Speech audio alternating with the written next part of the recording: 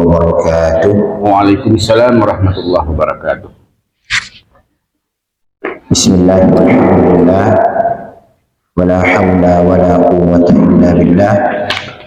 Nahmadullah jalla thana'uhu wa taqaddasat asma'uhu ala ni'amihi al-'azimah wa ala'ihi al-jasimah wa nastahdihi wa nastarshiduh wa na'udzu bihi min shururi anfusina wa sayyiati a'malina. Man yahdihillahu fala mudilla lahu wa man yudlil fala hadiya lahu. Asyhadu an la ilaha illallah wahdahu la syarika lah wa asyhadu anna Muhammadan abduhu wa rasuluhu la nabiyya ba'dah. Allahumma salli wa sallim wa barik ala nabiyyina wa habibina Muhammad wa ala alihi wa ala ashabihi wa ala man tabi'ahum bi ihsanin ila yaumiddin. Amma ba'du. Raditu billahi rabba wa bil islami dina wa bi Muhammadin sallallahu alaihi wa alihi wa sallam nabiyyan wa rasula. Rabbi zidni ilma warzuqni fahma bi rahmatika ya arhamar rahim. Bapak, ibu-ibu, keluarga besar ITKes Muhammadiyah Kalimantan Barat, terkhusus Bapak Rektor dan Wakil Rektor, para dosen dan tendik tenaga pendidikan yang mudah-mudahan senantiasa kita berada dalam rahmat Allah SWT. Alhamdulillah, yang pertama tentu kita bersyukur atas segala nikmat yang Allah SWT anugerahkan kepada kita, berupa kesehatan, umur yang panjang, mudah-mudahan diberkahi, dan kemudian tidak kalah penting adalah nikmat iman dan Islam. Kemudian yang kedua, kita menyampaikan salawat dan salam untuk baginda Rasulullah sallallahu alaihi wa alihi wasallam. Allahumma shalli wa sallim wa barik alaihi wa ala alihi wa ashabihi ajma'in. Jadi nada saya menyampaikan materi mengikuti suasana alam. Suasananya dingin, suaranya agak pelan sedikit. Nah, nanti audiennya juga harus mengikuti suasana alam, tapi jangan kealpaan. Jadi akhirnya tertidur gitu ya. Nah, Pak, ini untuk pengantar saya. Alhamdulillah, hari ini sudah tanggal 3 ya, 3 Muharram. Tidak ada perbedaan antara Muhammadiyah dan pemerintah. Bisa ya? Karena ketika kalau Muharram itu tidak perlu ru'yatul hilal, jadi kembali ke metode hisab lagi. Ya, metode hisab lagi. Jadi tidak perlu diru'yah hilalnya, cukup dihitung. Ya, jadi kembali kepada standar hisab, makanya tidak ada perbedaan. Jadi awal tahun baru ini menjadi titik persamaan lagi. Ya. Nah, Bapak sekalian rahmati Allah SWT, namun bukan itu yang ingin kita bahas. Artinya kalau kita mau melihat kembali ke belakang proses hijrahnya Rasulullah Sallallahu Alaihi Wasallam yang dijadikan standar awal penghitungan oleh Khalifah Umar bin Khattab ketika itu, karena ada juga yang menyarankan bagaimana penghitungan tahun, ya, tahun Islam ini dari kelahiran baginda Rasulullah Sallallahu Alaihi Wasallam. Dan bagaimana juga ada yang memberikan saran, karena ini wilayah ijtihadiyah, Pak ya. Jadi perhitungan awal tahun Islam itu bukan wilayah syariah tapi ijtihad. Maka ada saran-saran gimana dimulai dari bi'tsah biasa itu awal kenabian, diutusnya Rasulullah sallallahu alaihi wasallam. Tapi ternyata Umar bin Khattab lebih condong untuk menetapkan penghitungan awal tahun itu dari peristiwa hijrahnya baginda Rasulullah sallallahu alaihi wasallam, karena sejarah mencatat ini adalah puncak klimaks dari proses perjalanan dakwah Islam, ya, yang Rasulullah SAW dan para sahabat ketika itu lakukan. Jadi kalau dulu kita pernah belajar bahasa, kalau ada alur cerita atau film, itu pasti ada klimaksnya. Dia seperti gunung, awal naik, nanjak, puncaknya baru turun, tamatlah film tuh. Nah ternyata puncak klimaks untuk memberikan kesimpulan sehingga Allah SWT memberikan futuhat kepada baginda Rasulullah sallallahu alaihi wasallam. Futuhat itu adalah kemenangan dan kesuksesan ilahiyah yang Allah berikan dan Allah hadiahkan kepada baginda Rasulullah sallallahu alaihi wasallam. Itu adalah proses hijrah itu. Walaupun surah An-Nasr dan surah An-Nasr yang berisi idza jaa nasrullahi wal fath, apabila telah datang pertolongan Allah SWT dan kemenangan, futuhat tadi itu dari Allah SWT, itu di penghujung kenabian baginda Rasulullah sallallahu alaihi wasallam, tetapi startnya adalah hijrah, puncaknya. Kenapa dikatakan puncak perjuangan baginda Rasulullah SAW? Karena itulah yang menentukan, ya, dan itu menjadi puncak siasat makar, ya, makar yang dilakukan oleh musuh-musuh baginda Rasulullah SAW untuk menghentikan, kalau dalam bahasa Al-Quran itu, untuk memadamkan cahaya Islam, ya, memadamkan cahaya Islam. Bagaimana ini mungkin udah pernah saya ulang, ya, tapi tidak masalah, ya, untuk lebih rosih, lebih tertanam mendalam di dalam benak kita. Bagaimana kabilah-kabilah yang dikenal dalam sejarah itu kafir Quraisy, ya, itu berkumpul di dalam sebuah gedung itu memang untuk perundingan besar, dinamai di dalam Sirah Nabawiyah Ibnu Hisham itu Darun Nadwah. Jadi perkumpulan di Darun Nadwah ini tema besarnya adalah bagaimana Islam itu lenyap, dakwah Rasulullah itu redup, hilang, berhenti, ya, bukan ditahan, tapi bagaimana hilang. Sehingga ada beberapa opsi di sini. Kalau kita melihat, Pak, yang namanya musuh Islam itu, ya, yang namanya musuh, ya, tujuannya untuk mengalahkan. Jadi jangan kita salahkan, ini rencananya bagus nih, udah rencana tersebut, jangan. Semestinya kita harus siap, gitu kan, menghadapi baik itu lawan maupun musuh, ya, baik itu kalau dalam pertandingan sepak bola itu lawan kan bukan nama, ya, kalau lawan, kalau bahasa Mas Anis itu, kalau musuh itu harus dihancurkan, kalau lawan kan tidak mesti, gitu kan. Nah, maka bagaimanapun mereka tetap berpikir agar lawannya ini kalah dan atau musuhnya ini lenyap. Jadi ketika mereka mengatur strategi yang bagus, yang tersistem, itu wajar, satu kewajaran. Tidak boleh kita terkaung-kaung, ini karena rencana mereka. Kenapa kita tidak merencanakan yang terbaik, gitu kan? Maka Rasulullah SAW disiasati oleh kafir Quraisy ketika itu untuk dihentikan dakwahnya. Saya singkat saja, ada 3 opsi yang dilakukan, yang ditawarkan ketika itu. Opsi pertama adalah opsi deportase.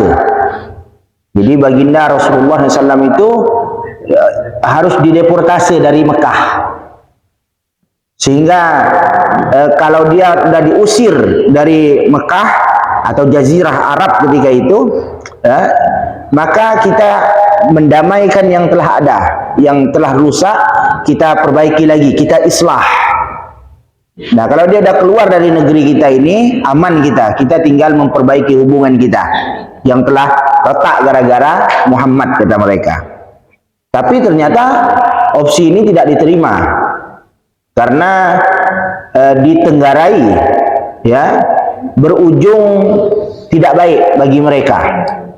Apa alasan mereka menolak opsi ini? Alasannya karena Rasulullah SAW ini orangnya baik, kalimat yang keluar dari lisannya ini halawah, madu, ya, bukan racun. Artinya kalau dia dideportasi dari Jazirah Arab, dia mendakwahkan Islam lebih luas lagi, ini lebih bahaya. Alasannya seperti itu. Jadi mereka sudah memproyeksi bagaimana kalau Rasulullah SAW ini keluar dari Mekah, sedangkan akhlaknya ini bagus, kalamnya ini lembut dan halus dan lagi manis. Nanti kalau dia mendakwahkan Islam di luar negeri Jazirah Arab ini, bahaya. Makin banyak pengikutnya, habis kita. Artinya Pak, Rasulullah ini dari sebelum Nabi sampai setelah menjadi Nabi, integritasnya tidak berubah-ubah. Integritasnya tidak berubah-ubah. Akhlaknya tidak pernah berubah. Ini luar biasa Rasulullah SAW. Bahkan pernah ditawarkan, kalau pengen jabatan kami beri jabatan, kalau pengen harta kami beri harta, kalau pengen ini kami berikan. Yang penting kamu jangan berdakwah. Integritasnya tidak goyah. Kalau bahasa orang itu dia jadi rektor ke wakil rektor ke apa ke, tetap integritasnya tidak berubah. Kejujuran, as-sidqun itu kan jujur lahir batin, tidak berubah. Akhlakul karimahnya tidak berubah. Tidak sombong karena jabatan tinggi, status sebagai nabi, tidak sombong ketika menjadi pedagang, dan tidak sombong ketika menjadi pengembala. Tidak pernah. Jadi khawatir juga kafir Quraisy ini untuk mendeportase Rasulullah SAW. Deportasi nama Pak, kalau mengeluarkan dari negeri itu Pak. Musir Pak. Nah, musir lah bahasa kasarnya. Ya kan, bahasa kasar diusir. Jangan balik-balik lagi. Alasannya tidak diterima. Opsi ini tidak diterima. Opsi kedua, antitesisnya, apa kebalikannya? Udahlah kalau tak diusir, ditahan sampai mati.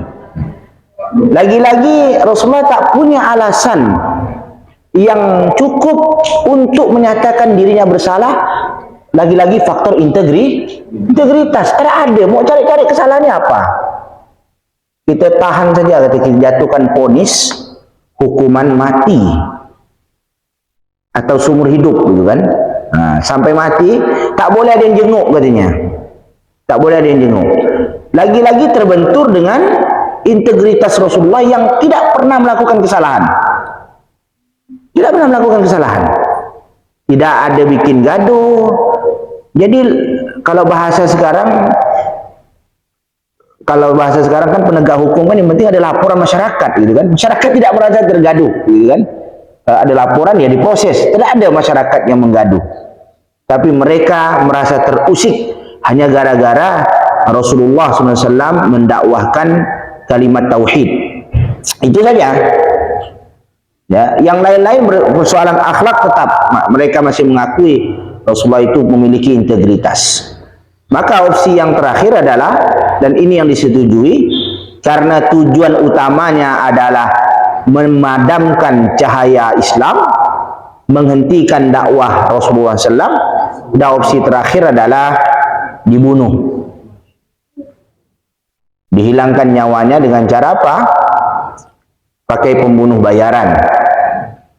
Bunuh bayaran, ya, dengan mengatur strategi. Mereka juga takut karena Rasulullah SAW ini figur juga, banyak juga tokoh yang mendukungnya. Ini bahaya ini kalau memang kita tidak bagus strateginya. Akhirnya caranya adalah mengutus dari tiap-tiap kelompok atau suku, mengutus jagoannya untuk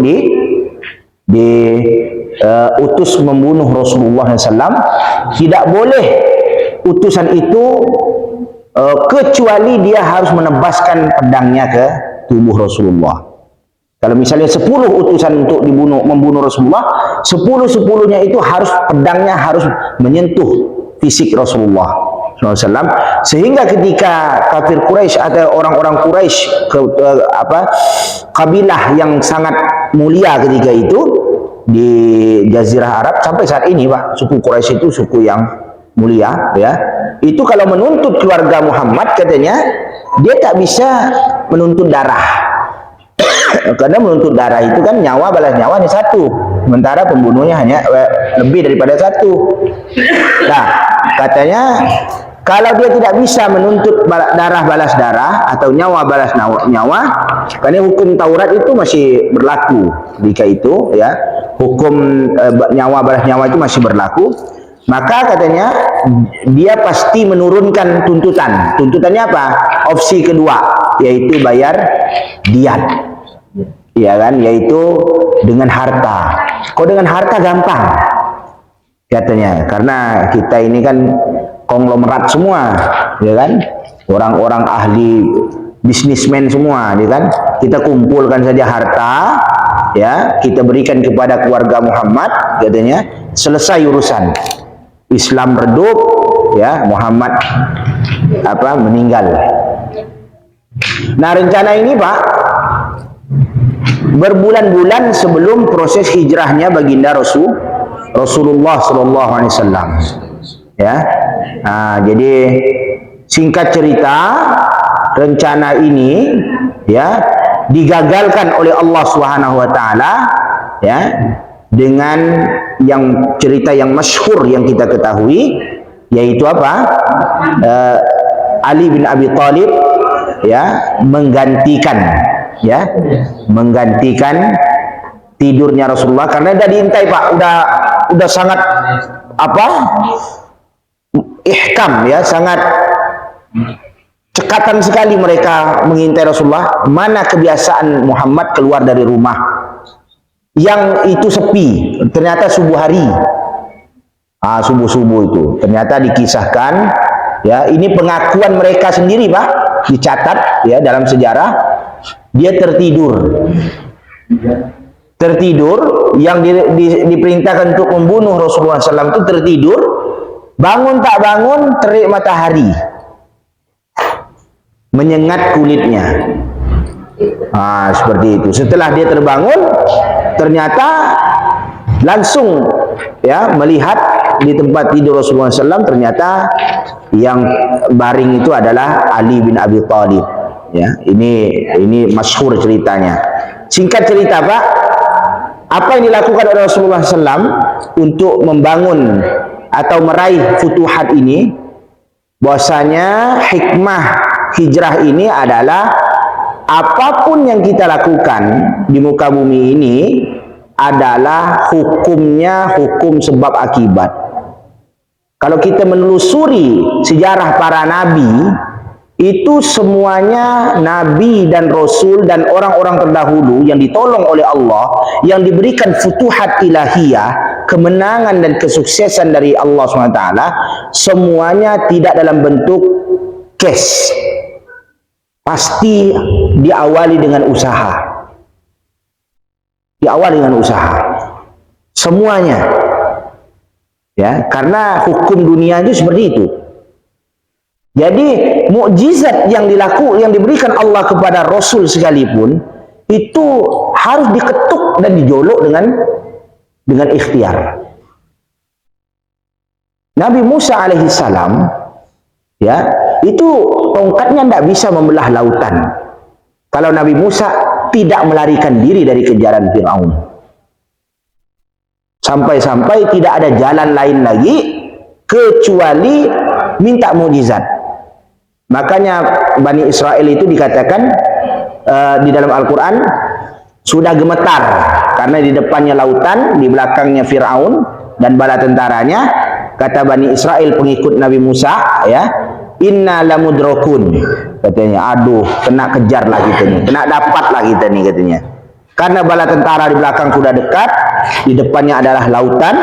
Tapi Nabi Musa mengatakan, kalla inna ma'iya rabbi sayahdin.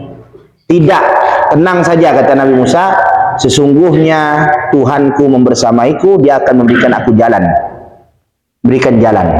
Akhirnya diperintahkan untuk menepukkan tongkat ke lautan. Artinya ada usaha dulu. Futuhat ilahiyah, kesuksesan dari Tuhan itu tidak bisa diraih dengan hanya mengangkat tangan ke langit, tapi tidak berusaha. Ya, tidak berusaha. Harus dilakukan dengan usaha yang maksimal. Sampai-sampai Rasulullah SAW itu meninggalkan negerinya. Meninggalkan di sini bukan makna hajar ya Pak ya. Kalau al-hajru itu beda. Kalau hijrah dengan hajru itu beda. Kalau hajru itu tak boleh kita lakukan, tidak halal. Kita tak boleh menghajru saudara kita di atas 3 hari, tidak boleh. Tapi kalau hijrah itu niatannya untuk taqaddum, untuk kemajuan, kemaslahatan. Maka Rasulullah SAW itu hakikatnya bukan meninggalkan Mekah karena benci Mekah, bukan. Tapi meninggalkan Mekah sementara waktu untuk kemaslahatan yang lebih besar. Kemaslahatan yang lebih besar. Makanya setelah Mekah itu mengalami Fathul Mekah, kata Rasulullah, la hijrata ba'dal fathi. Tidak ada hijrah lagi setelah terjadinya Fathu Mekah. Jadi Fathu Mekah atau Futuhat Ilahiyah itu tidak bisa diraih kecuali dengan maksimal. Kesuksesan itu, kemajuan itu tidak bisa diraih dengan cara menunggu, tapi mesti diusahakan secara maksimal atau optimal. Ya, makanya Rasulullah SAW sampai menempuh jalan tikus, Pak ya. Kita bisa bayangkan dari Mekah ke Madinah itu kalau pakai bis itu 7 jam. Dengan kelajuan mungkin 100 lebih kilometernya per jam, itu laju sekali. Karena jalannya luar biasa. Ya, laju sekali. Kalau pakai kereta cepat 2 jam ya sekarang ya. Tapi biayanya 1 juta lebih, Pak ya. Kereta cepat. Tapi Rasulullah bukan menempuh jalan itu, Pak. Dia menempuh jalan terjal yang tersembunyi dari penglihatan orang. Tersembunyi dari penglihatan orang ini bukan seperti kita di Pontianak, cukup berlindung di pohon-pohon atau semak belukar tersembunyi, enggak. Di Jazirah Arab pohon tidak ada, pandangan sekilo itu masih nampak orang lewat. Dia harus menempuh jalan yang sangat terjal sekali, dan itu sudah diperiksa, dan jalan itu jalan mati, Pak, bukan jalan biasa ya. Nah seperti itu. Nah maka bagaimana ikhtiar Rasulullah SAW menyelamatkan agama ini sehingga di penghujung haji wadaknya beliau itu diturunkan surah An-Nasr itu. Surah An-Nasr itu turun, ditahan oleh Allah Ta'ala sesuai dengan kondisi dan situasi Rasulullah SAW ketika itu. Karena Al-Quran ini kan begini Pak, Al-Quran ini kan 2 model turunnya. Dari Lauhul Mahfuz ke Baitul Izzah ke langit dunia itu kan secara keseluruhan. Plek, satu mushaf itu turun. Yang berapa Bapak bayangkan mushaf yang ada gitu ya. Dari awal sampai akhir itu turun semua. Jumlatan wahidah bahasanya. Nanti dari langit dunia kepada Nabi Muhammad SAW itu munajjaman. Munajjaman itu berangsur-angsur sesuai dengan kebutuhan dan kondisi Rasulullah. Tapi Allah tahan surah An-Nasr itu turunnya ya menjelang setelah Rasulullah membuktikan ikhtiar kamu sudah cukup, kamu layak mendapatkan An-Nasr wal Fathu. Ya. Jadi karakter umat Islam ketika itu bukan karakter yang nunggu. Ya udahlah, ada zaman nanti nih, kan? Apa Islam sekarang ini? Inilah yang yang dislogankan oleh Muhammadiyah sebenarnya. Islam itu jaya, jangan nunggu nanti ada masanya kita nunggu Imam Mahdi lah. Anda bisa Pak. Ya, kalau belum cukup syaratnya Imam Mahdi muncul, tak muncul dia. Tidak akan muncul dia. Ya, maka surah Al-Fathu, kemenangan dan pertolongan Allah itu sudah ada dalam Al-Quran, tapi tertahan setelah Rasulullah membuktikan ikhtiar Rasulullah ini hatta Nabi Pak ya. Yang sangat menarik sekali itu Ibunda Maryam itu dalam surah Maryam itu berdoa kepada Allah kalau dia tidak ada makanan, berada di bawah pohon kurma yang ketika itu kurma belum cukup masak, maksudnya belum gugur, belum boleh gugur, masih kurma rutop ya, bukan tamar tapi rutop tuh kurmanya udah matang tapi belum gugur, belum bisa gugur, digoyang-goyang pun susah gugurnya ya. Nah, apa kata Allah Ta'ala? Kau goyangkan pakai tanganmu pohon kurma, nanti gugur dia. Ini kan mukjizat. Tapi ngapain lah ya Allah, langsung gugurnya ya Allah, apalah ini saya goyang lagi. Bapak bisa bayangkan tak pohon kurma yang kokoh pohon kelapa itu suruh goyangkan, wanita suruh goyangkannya. Ya kan? Kalau Pak Chow nanti goyang kan mungkin. Artinya apa? Harus ada ikhtiar. Jadi futuhat ilahiyah, kok di pesantren-pesantren ini kan suka ini futuhat itu kan. Ini kan. Jadi itu tidak bisa didapatkan kecuali setelah ikhtiar yang optimal, ya. Nah, Bapak sekalian rahmati Allah Ta'ala, ada satu lagi yang saya lirik di dalam kisah hijrahnya Nabi ini. Rasulullah SAW membangun relasi dengan Tuhan pertama. Nah, ini penting ya, religiusnya ya. Itu yang pertama yang dikokohkan Nabi itu membangun relasi dengan Allah Subhanahu wa Ta'ala, ditandai dengan membangun masjid. Ada perselisihan para ulama sejarah khususnya, mana lebih dulu dibangun, Masjid Quba kah atau Masjid Nabawi kah? Ya, ada perselisihan. Ala kulli hal, Rasulullah belum mencari tempat tinggal. Setelah sampai di Madinah, belum mencari tempat tinggal. Tapi yang dicari pertama adalah rumah Allah yang dibangun. Kenapa? Karena ini dasar, Pak. Gimana pula mau bangun tiang sementara cerucuk belum dicacakkan, pondasi belum dicor? Ya kan, ini dasar. Ini disebut dengan dasar itu ma yubna alaihi, apa yang dibangun di atasnya. Jadi di atas ini dasar yang dibangun di atasnya itu, kalau tidak ada dasar gimana mau bangun di atasnya? Nah, yang pertama sekali dibangun adalah dasar. Relasi kita dengan Allah itu tidak boleh putus. Yang kedua, setelah aspek religius yang dikokohkan Rasulullah adalah aspek humanisnya, yaitu mempersaudarakan. Ini kan aspek kemanusiawinya, memperkokoh ukhuwah Islamiyah. Sampai-sampai tingkat persaudaraan Islam pada waktu itu dicatat dan diabadikan oleh Allah sampai pada tingkat ithar. Ithar itu apa ya Pak ya? Kan ada namanya ukhuwah. Pertama ta'aruf, ya kan, tiga tingkatan persaudaraan itu, ta'aruf, ta'awun, takaful, ya kan. Kemudian yang terakhir paling puncak sekali itu isar. Isar itu lebih mementingkan saudaranya ketimbang dirinya. Oh, nah berat nih Pak ya. Lebih mementingkan saudaranya ketimbang dirinya. Sampai-sampai kalau ada cerita ya, mungkin ya Pak ya, mungkin bagi kita karena belum sampai pada tingkat itu tak masuk akal, tapi sesuatu yang realistis yang Allah berikan kecintaan, persaudaraan sesama muslim, sampai-sampai Rasulullah mengatakan tidak ada lagi status antara sesama muslim kecuali ukhuwah. Karena dengan ukhuwah itu sampai menimbulkan tingkat isar. Makanya ukhuwah menjadi pondasi dalam agama, Pak. Ukhuwah Islamiyah dalam agama itu syarat keimanan.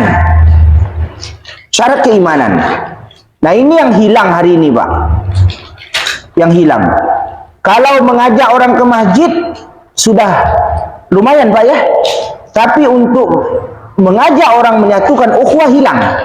Ini sebenarnya sejarah ini kalau kita baca penting karena pelaku sejarah saja yang berbeda, Pak.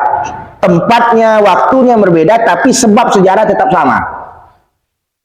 Sebab sejarah tetap sama. Mau meraih nasrun dan fathun itu harus melakukan sebab yang sama dilakukan oleh Rasulullah Sallallahu Alaihi Wasallam. Ya, pelakunya dulu Rasulullah dan sahabat. Kalau hari ini ya mungkin generasi hari ini. Tempatnya zaman itu di Madinah atau Yathrib ketika itu, ya. Tapi kalau sekarang mungkin di Indonesia, mungkin di negeri lain. Tapi sebab sejarah harus dilakukan persis yang sama. Satu, membangun relasi dengan Tuhan yang baik. Yang kedua, membangun hubungan persaudaraan sesama kaum muslimin. Kalau sebab ini tidak dilakukan, maka tidak akan datang nasrun wal fathun. Tidak akan datang.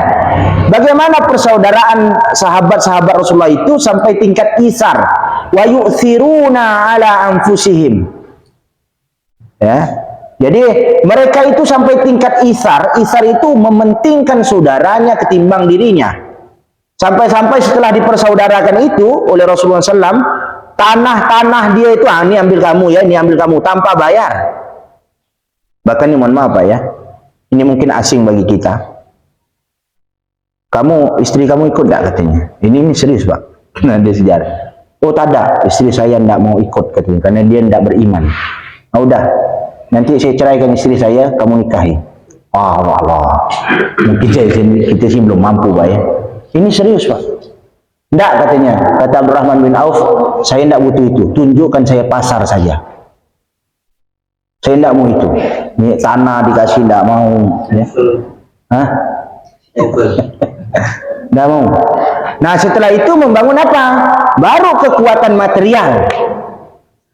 Ekonomi, apalagi pendidikan, semuanya. Jadi pondasi pertama kekuatan spiritual, pondasi kedua kekuatan manusianya, ya, insaniahnya dengan membangun persaudaraan, pondasi ketiga kekuatan materialnya, membangun ekonomi. Sampai-sampai Rasulullah mengatakan, ini pasar Madinah ini dikuasai Yahudi. Kuasa Yahudi. Apa Rasulullah? Panggil Zaid bin Sabit. Zaid, ini orang-orang Madinah tuh belajar bahasa apa? Penduduk apa? Orang-orang pasar tuh bahasa apa yang dikuasainya? Bahasa Yahudi Ibrani, ya. Nah, kamu pelajari. Untuk menguasai pasar harus menguasai komunikasi pasar. Nah, makanya heran juga kita mengatakan sampai hari ini haram mempelajari bahasa asing kalau tidak ada kebutuhan. Enggak. Ya kan? Nah, jadi dan sejarah itu membuktikan, Pak. Islam itu sebelum kemunduran Islam, sebelum ditaklukkan oleh negeri-negeri Eropa, yang pertama dilakukan mereka apa? Menerjemahkan